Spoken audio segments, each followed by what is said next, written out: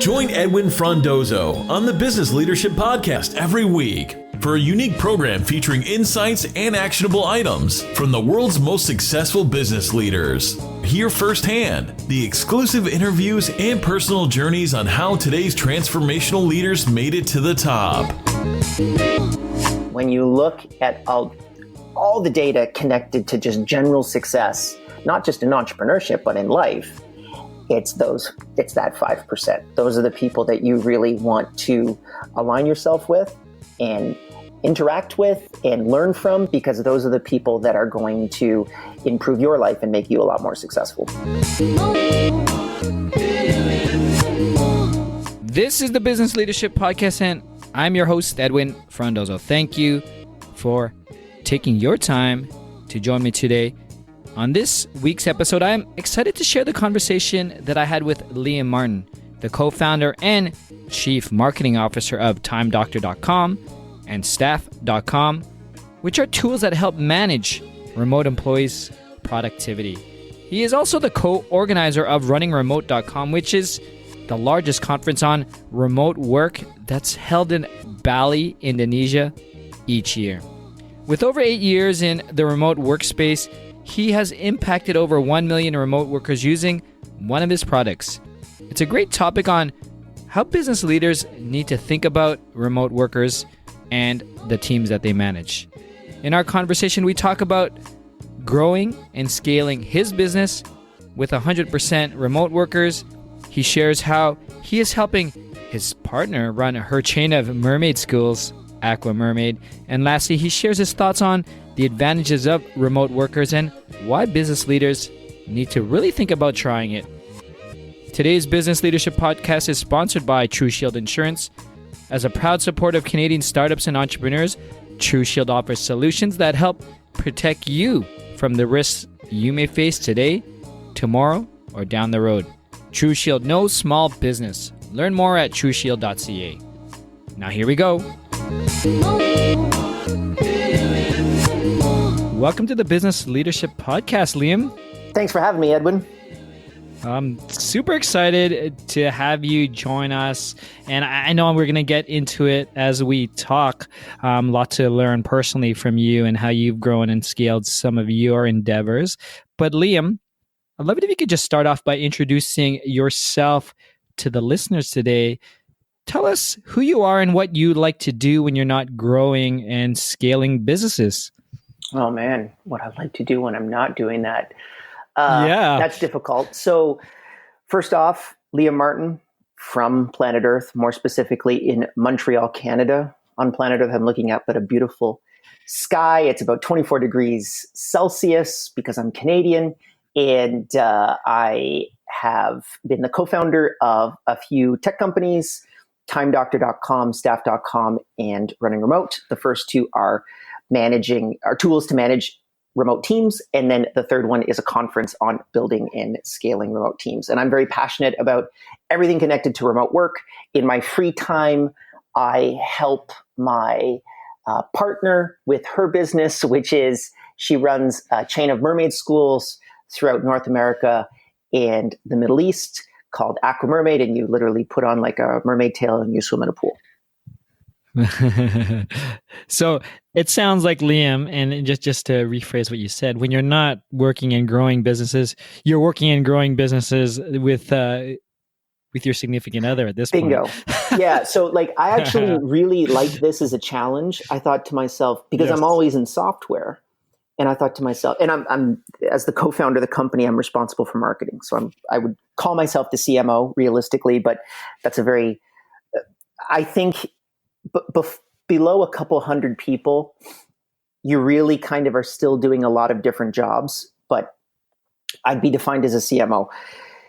And I really liked the challenge of doing something that was completely polar opposite from software, which was mermaid schools, and seeing whether we could actually market that and turn it into a viable business. And thankfully, it is a viable business. She has locations in 16 different countries all over the world, and everything's going great. And it's a very interesting things that didn't work in software work beautifully in her business, and some things that work beautifully in her business don't work at all in mine. So it was an interesting way for me to kind of flex my marketing muscle. Yeah. So, and that's really interesting. And it definitely, I guess, exercises, like you said, your marketing muscle, the business brain that you have. What can you share was the biggest, I guess, aha or surprise that you learned from going away from leading or growing software sales to going to something like this? So there were things that I just didn't think worked. And I realized that it was because I was selling a completely different thing. So as an example, Time Doctor is a time tracking company. Okay, so we basically measure remote employees and see how long they're working, and then we can report that data back to the employer. And this is boring. People don't really like time tracking fundamentally. We try to make it as easy as humanly possible, but it's not something that people necessarily are super excited about learning. In comparison, mermaiding is something that every little girl or young woman below the age of 50 who has watched The Little Mermaid has dreamed of doing their entire life. So things like social media are incredibly easy on Aquamermaid, which is my girlfriend's company, and very difficult on Time Doctor, which is the software company that I run. So it's interesting the way that those two differences happen. One is I have an emotional problem right now, which is I need to track the amount of time that's being spent inside of my business. And then the other one is I have this emotional need to be a mermaid, and I've been given this opportunity now to be able to go to this school and make my dream come true. Wow. I mean, it's really fascinating. And as you were talking, Liam, I was thinking about how I would even like think about situations like that. Because for the most part, I've been like you, doing B2B, leading those type of solutions and services and working just within the business sense. And this is not only away from technology, it's B2C as well. And I'm not selling dreams, but at least fulfilling some childhood I would say fantasies, I guess, right? Or Absolutely. Yeah, really cool. I think it's a very far away from, and it's the same concept for VoIP, right? Like you want voice over IP services. Okay, well, what features do you have that other people have that you don't have or do have? It's a very methodological, quantitative game. Yes. And it's very difficult to add some type of emotionality inside of it. But with mermaiding, it's all emotion. That's the entire run. That's the entire game, is to get people to that emotional state. And there's different ways of slicing that. To be honest with you, one of the ways that we've done that is with Running Remote, which is our conference on building and scaling remote teams. We realized people were passionate about building remote teams, but they weren't necessarily passionate about the tools inside of building a remote team, of which we are one. So we said, well, let's follow up on the passion. And, we were spending, for every dollar that we would spend on, let's say, social media on Time Doctor, on Running Remote, we'd have to spend 10 on Time Doctor to be able to hit the same numbers. Yeah. So we realized it was just, don't spend your bullets on something that doesn't work for that particular vertical. Either change the vertical and use those other tools in your tool chest, or just forget about them. Yeah, no, exactly. And I could definitely relate, as you mentioned, telecom, voice over IP, not the sexiest technology in the world, let me tell you. Exactly. So I know you mentioned your organizations and you super high level of what you do. And obviously you gave yourself sort of a C-level title, but you are doing a number of things. Can you share with us right now, I guess specifically, maybe even how you divide your time? Like, what are your roles when it comes to the two different companies, and how do they differ? And if you could share, what are you trying to accomplish over the next 6 to 12 months? Sure. So, if you want to get super tactical, for me, most of my day is now spent just doing meetings with other people. So we're at about 100 people right now, and that is the point at which I should not be actively doing any frontline work. Because if you are doing some type of frontline work, then that means that you don't have your systems and processes in place. So all that I do is I meet with other people and I make sure that they're getting their work done. that's and doing it effectively. So how can I put in a course correction for them where they need to readjust and get onto the right path? Or how can we reorganize a team, as an example, and get it towards the right path? But I mean, just very, very deep dive. It's social media team, SEO team, paid acquisition team, split testing team, optimization team, and they all have team leaders. And then I just meet with those guys and make sure that the ones that basically need the most attention, those are the ones that I pay the most attention to. And we just kind of grind it out and figure out what they need to do to be successful. Yeah. So just from what you're talking about, and what's really interesting for myself and also for those who may be listening is, you talk about not being on the front line anymore. I'd love it if you could share not only when you had that realization that you had to get behind some people, but also really trust the team, the processes, the systems that you put in place that you never have to do a frontline. I mean, obviously you would if you have to, if something catastrophic happens, right? But talk to me about sort of that growth and that mindset that you had to personally go through to accelerate that at that point.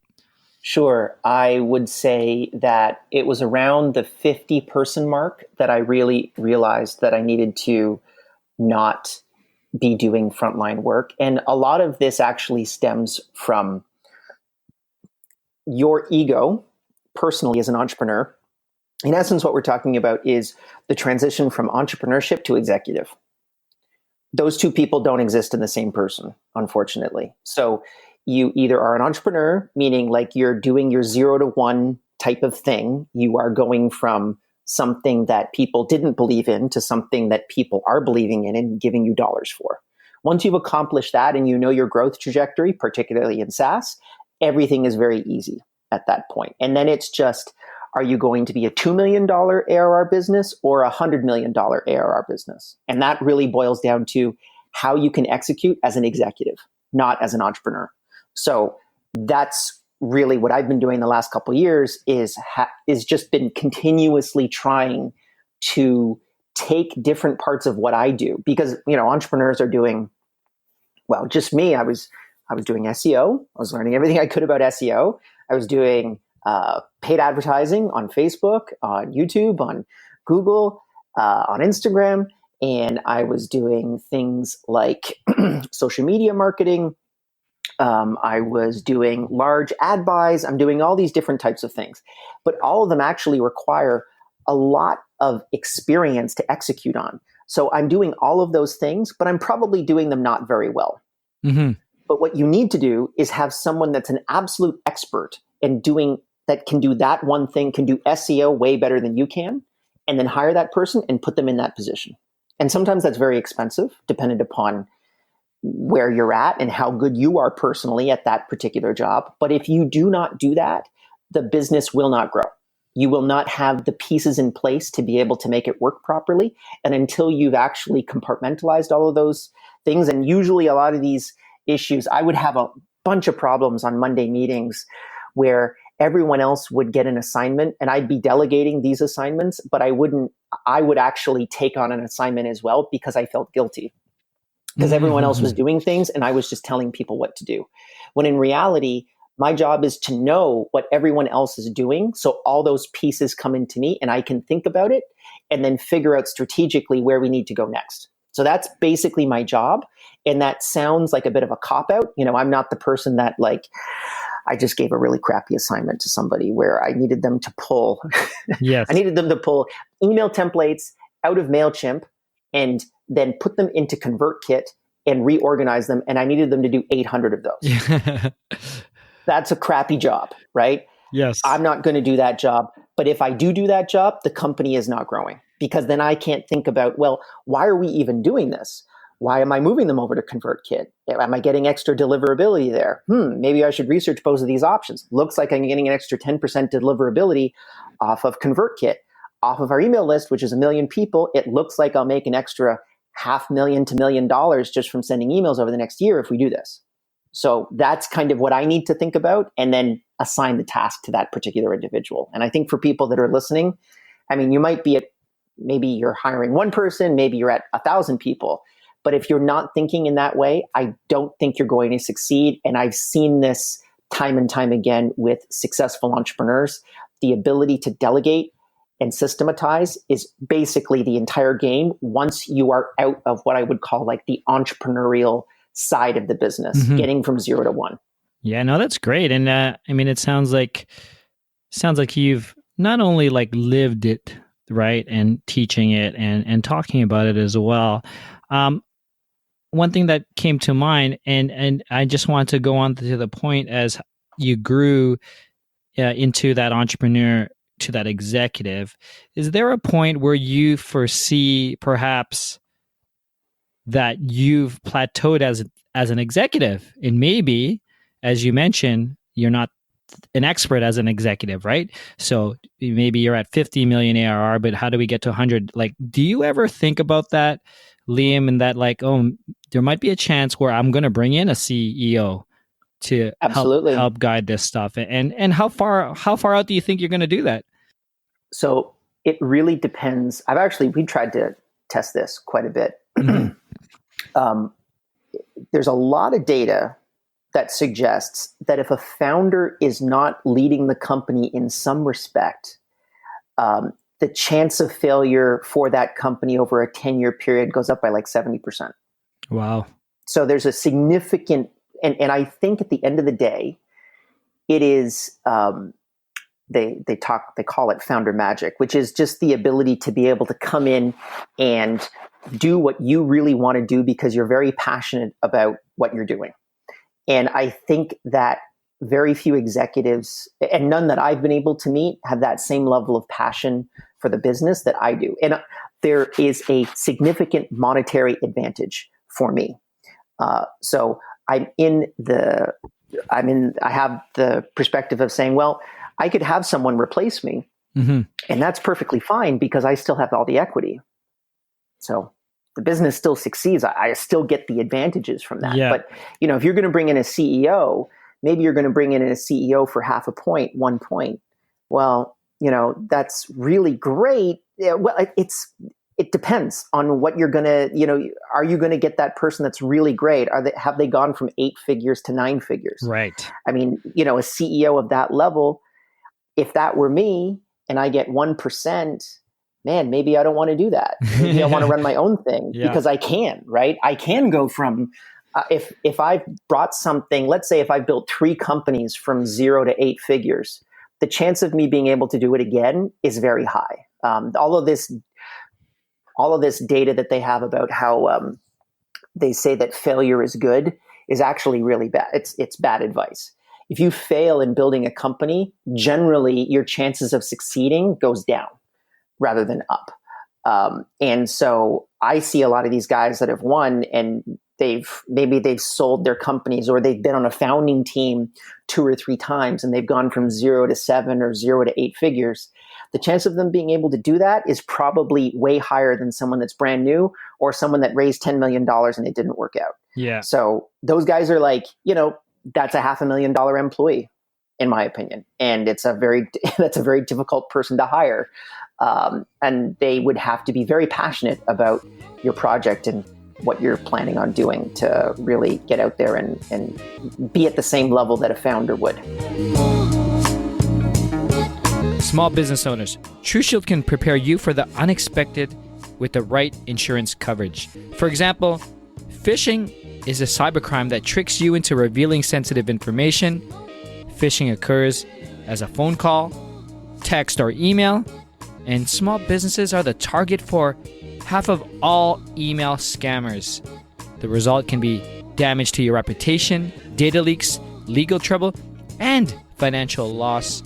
TrueShield Cyber Risk Insurance helps protect your small business from certain financial losses, so phishing won't affect your bottom line. Learn more about cyber risk insurance today online at trueshield.ca.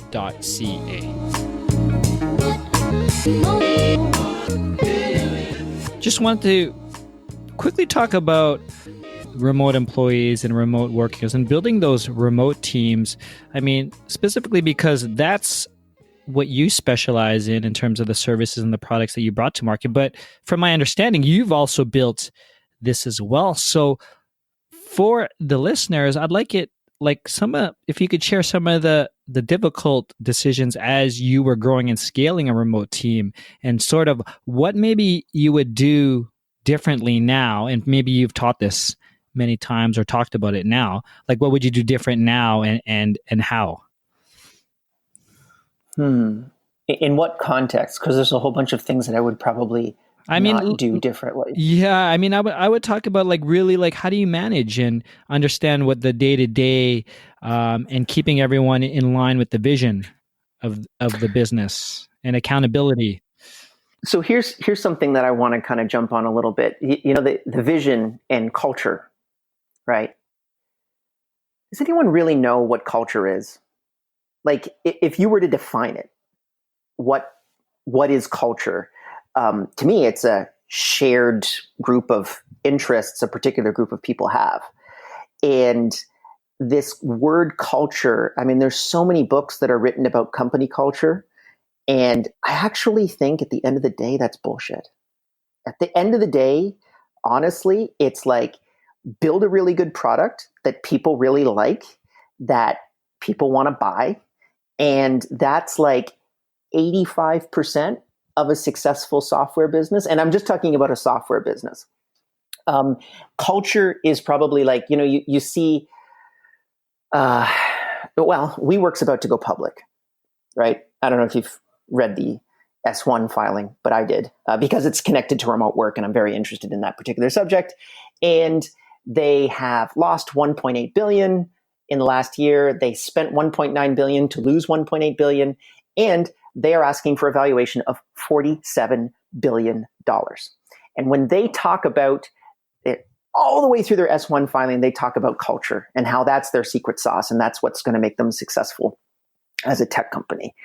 And I think that they just don't really understand what that term means. To me, I think that when I think about culture, at least in terms of our remote team, it's like, what do we stand for as a company? So we're really big about quantitative data. So we prove anything through quantitative means.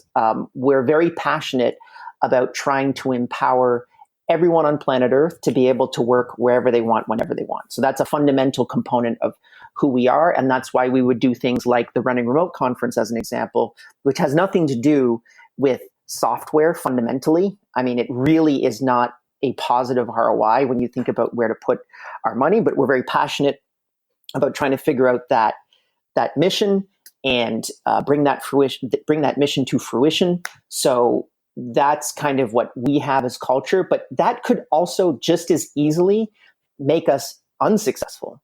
What we should probably do is we should probably sell like super spy focused software for Fortune 100 companies that we could easily do and probably make a lot more money in the short term. But we don't really want to do that. We want to do this. So, I mean, yeah, I think about I don't like this word culture that's used all the time, because everyone talks about how they have it. And if everyone has it and is so good at it, then why are they not all successful? Yeah. That's really interesting. I love the way you frame that. And interestingly enough, I mean, many of my guests really talk about culture, or the entrepreneur, or the entrepreneur that got to that 200 employee level, and that's the only thing they're focusing on now, right? Because they have their executive team in place, and let's just focus on culture and bringing the right people that fit the culture that we have made and created. So it's really interesting, and I love how you have that flip side, and just really got me thinking in terms of even like how to frame those next time someone brings that up as well. I mean, you look at a whole bunch of companies right now. Who was the top competitor to Slack that was run by Atlassian? HipChat. HipChat. Okay, so you got HipChat. Yeah. Atlassian has great culture, fantastic culture, right? Why did Slack clean their clock? Crush it. Right? Yeah. Why? Did Slack have better culture? Did they have a much more powerful culture engine than HipChat? No, I don't think so. I think they had a better product. I think it was almost the same. I think, yeah. And they were pretty close in terms of the product. But yeah, the product was more superior. Here's another example. Uber, horrific culture. Horrific culture. I mean, I don't know if you've talked to Uber employees. I have. They hate working at Uber. Everyone hates working at Uber. They're really bad to women. They've made a couple of those changes recently, but like there were some deep fundamental problems inside of that company, and there probably still are. Amazon is another one, probably one of the worst companies you could possibly work for in terms of culture. They burn people out faster than any other large tech company in the industry. But they, they're very successful. Why are they successful? Well, because I think they have a good product. Yeah, and to add to that, I just read an article on how the gaming culture really burns out their developers and their programmers just to hit a launch date. Absolutely, which is super interesting because everyone wants to work for a gaming company, right? I just feel the terminology. When I think culture is for people that are trying to figure out why their product isn't good enough, and I think that they should spend less time paying attention to their culture and they should spend more time iterating on their product. Basically, that's kind of I think the reasons everyone talks about how the reason why companies succeed is culture. And then 1 year later, when WeWork is in the dust and completely obliterated, and I'm telling you on this podcast right now, I don't know what it is. It's September of 2019. By September of 2020, yes. WeWork will have completely collapsed. It will be in receivership at this time. And then they'll all be blaming WeWork's culture. And now they're all saying it's fantastic. So, I mean, it's really the fundamentals of, do you have a good product? Can you sell it for a reasonable return? And how can you take the market and not let your competitors know that you're taking it? I think that's really boils down to and there's a great book, Peter Thiel's 0 to 1, that really identifies this beautifully. I mean, he doesn't really talk about culture. It's one of those things that he leaves out of the book. He's like, listen, what you need to do is build a monopoly as quickly as humanly possible in comparison to your competitors. And every large tech company over the last 20 years has really focused on that singular aspect, which is how can I take a market, get in there first, expand out into the market in time to be able to take everyone out and no one can stop me. And I mean, that's Amazon, that's Apple, that's Google, that's, these are the companies, Facebook, like right now, Facebook owns 80% of social media, which is nuts when you think about it. 80% of social media interactions happen on Facebook or Instagram, right? Like all the assets that they own, they're completely dominant in that industry. And I mean, Facebook doesn't have a good culture. I don't think people, if you polled a whole bunch of people at Facebook, they would probably say they have a pretty bad culture. As we talk about remote workers, and I know a lot of business leaders and emerging business leaders who may be listening is wondering about efficiencies and how efficient these workers are when they're not in the same room. So I'd like to get your thoughts, Liam, on that topic, on how efficient workers are around the world. Sure. I mean, so our tool fundamentally solves that problem. And that's pretty much the first question that most companies ask when they want to take their team remote is, how do I know what my team is doing? Mm-hmm. So Time Doctor solves that fundamentally. To tunnel down into the data a little bit deeper, on average, remote employees are about 20% more productive on average. And the more important point that most people leave out, which I think is exponentially more advantageous, is they have a 30% higher retention rate than their on-premise counterparts. And the reason being is, do you know the number one reason why people quit their jobs?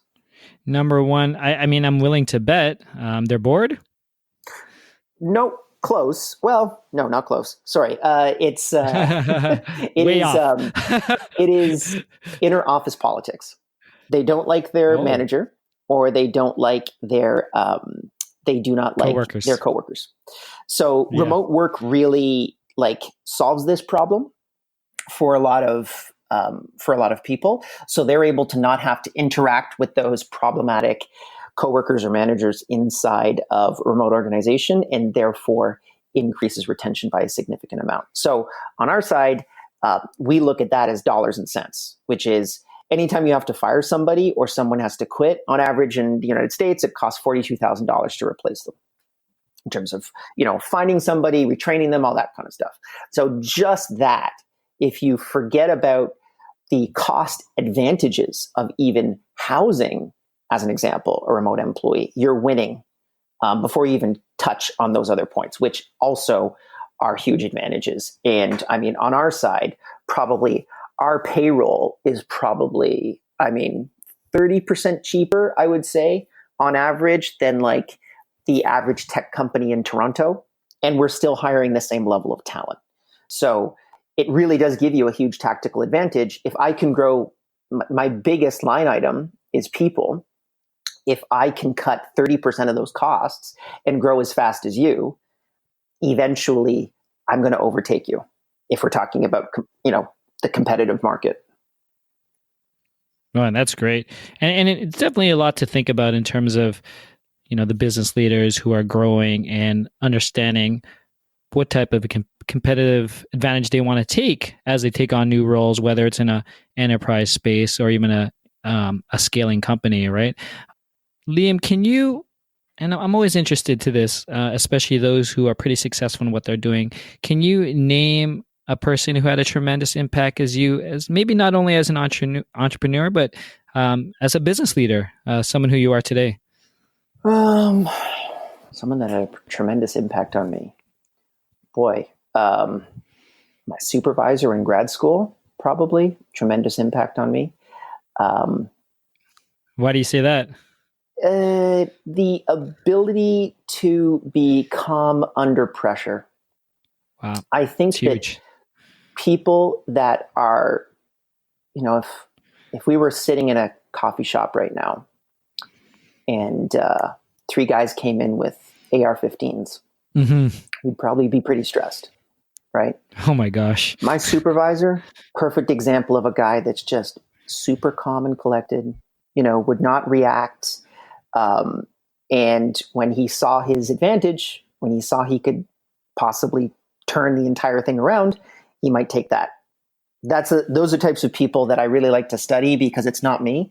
And I try to get more like those people because the people that have, in essence, it kind of boils down to also discipline. And it's something that I think I do have, but I always want more of it. There's a direct correlation between your level of discipline and your level of success. And that's something that I'm constantly trying to strive for. Like you had mentioned that you're going on your trip to Berlin for this run, right? Requires a significant amount of discipline to be able to build up those types of the training regimen, all these types of things in place to kind of get yourself to where you need to be, in which you would be able to do something like that. And you'd be blown away because I think we're in this bubble of people that generally are very disciplined. Most of the world isn't that disciplined. And I think that that's something that I try to find those people, and anyone who's more disciplined than me, I really try to find out what makes them tick and see what I can pull out of them to improve myself. Yeah, no, totally. And thank you for mentioning. I mean, it's going to be my fourth marathon, and I'm a student of discipline and how I could get more out of what we're doing today, and also enjoy life with my young family and having a young daughter as well, and trying to live that dream, right? But I'm absolutely. I mean, people that can get up 4:00 in the morning and go out for a run every day. If you lined 100 people up and you said, okay, I'm going to wake up at 4 a.m. and we're going to go for a run, how long do you think it would take before you'd be down to, I don't know, below 5 people out of that group? Very easy. Very quickly. Right. I mean, I probably within 4 to 5 days, you'd be down to under 5 people out of 100. And so those are the people, when you look at all the data connected to just general success, not just in entrepreneurship, but in life, it's that 5%. Those are the people that you really want to align yourself with and interact with and learn from, because those are the people that are going to improve your life and make you a lot more successful. Yeah, no, 100%. Liam, given the topic in terms of discipline and improving yourself, and also the the vertical, the expertise that you're in, I'm really curious, like if you have any new productivity routines, hacks, systems that you personally learned that's helping you, I guess, move the needle forward in terms of whether it's discipline, productivity, anything part in your life. One of the things that I've been doing, and it's so simple, and I've been loving it lately, is I have been turning my to-do list. I've basically been turning my calendar into my to-do list. Mm-hmm. So like, I didn't miss this meeting, right? You showed up for this time. I had it scheduled in my calendar. You had it scheduled, and we had everything put together. And I said, okay, well, I'm not going to miss Edwin's meeting because I want to make sure that I'm there and I know what I'm doing. Right. Well, why don't you do that for like everything? Why don't you just say, well, it's now time to do Facebook ads, and you're going to sit down and do Facebook ads for 2 hours, and you're not going to do other things other than Facebook ads. And for me, I use Time Doctor. So also if I end up getting distracted, I can just say, well, I'm only going to work on Facebook ads. And if I go to anything else, any other browser window, I'll have a pop-up that will say, hey, I thought you were working on Facebook ads. Maybe you should go back and actually, get back to work. So we have like the software that we've built helps people stay productive. But fundamentally, I think the big aha moment for me was blocking out my time and making time for myself as sacred as and treat it with the same level of respect that I do for chatting with you. That's a big thing. And just for me to add, I time block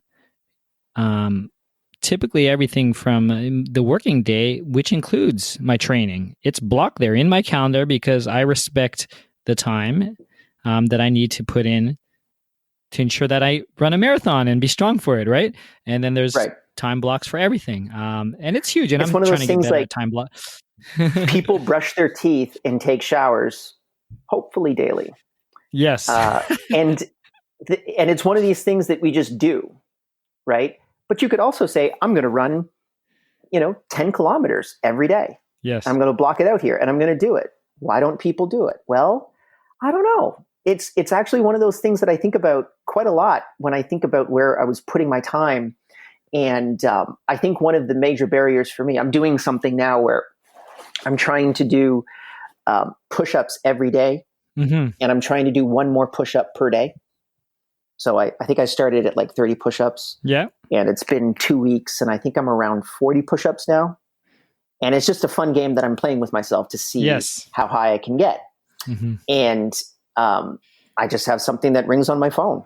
And I had to do it at a Starbucks because it was just like, that's where I had to do it.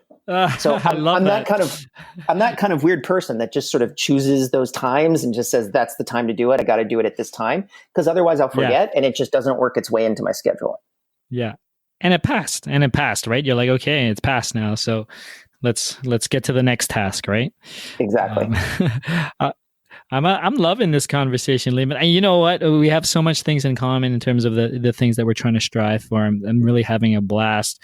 But before we slowly end, Liam, I'd love to get maybe some final thoughts from you, observations. Ideally, what I like to share to the listeners is some type of actionable item that you could instill or some wisdom to the emerging business leader, whether they're entrepreneur or an executive that's listening today. Well, I would say if you're in the 1 to 10 range. So first off, if you're not remote, give it a shot. One of the best ways to be able to do it is to just set up a singular employee inside of your company, get them to go remote. If you are that employee inside of your organization and you want to enter entrepreneurship, go and talk to your manager and say, hey, I'd like to work remotely. Here's what I'm going to do. Here are the metrics that I'm going to measure. Here are all the KPIs that we have, and I'm going to improve upon them when I work from home. That will free you up at least 2 hours a day to be able to work on your own stuff, which will be great. But if you are the employer, 1 to 10, get one of those employees, do the same thing, experiment. It's not as scary as you think it is. And then if you're in the 10 to 100 range, I think if you have not embraced remote work at this point, you should definitely try it out. And then also, too, I think you should really kind of look inside yourself and say, am I an entrepreneur at this point, or am I an executive? And where am I at in that trajectory? And maybe I should start the transition over to something that is more executive-like for the company to grow, and don't feel guilty about it. Just because you're spending your day telling other people what to do doesn't mean you're not necessarily working. It means that you are putting everyone else's thoughts inside of your brain so that you can be successful in moving the business forward to the next level. No, that's great. To close, Liam, and I know you mentioned it a number of times, that I'd love it if you could let us know where we can find more information about you, your companies, or anything else you'd like to share with us today.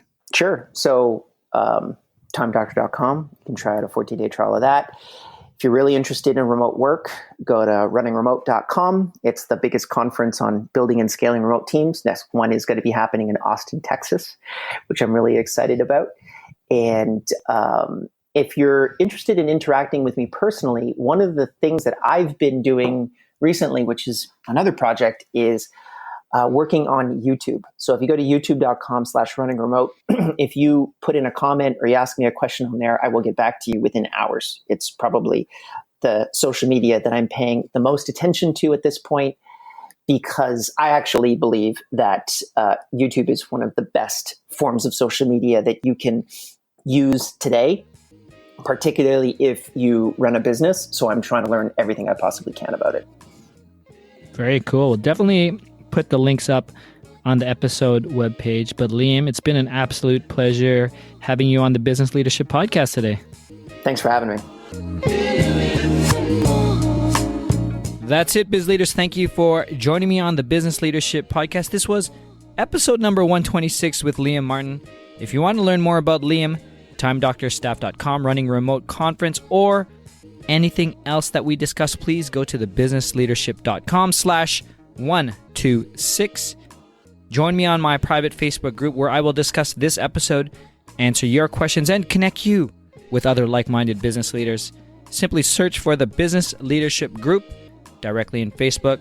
Thank you again to today's sponsor, True Shield Insurance, Canada's most trusted insurer for entrepreneurs and small businesses.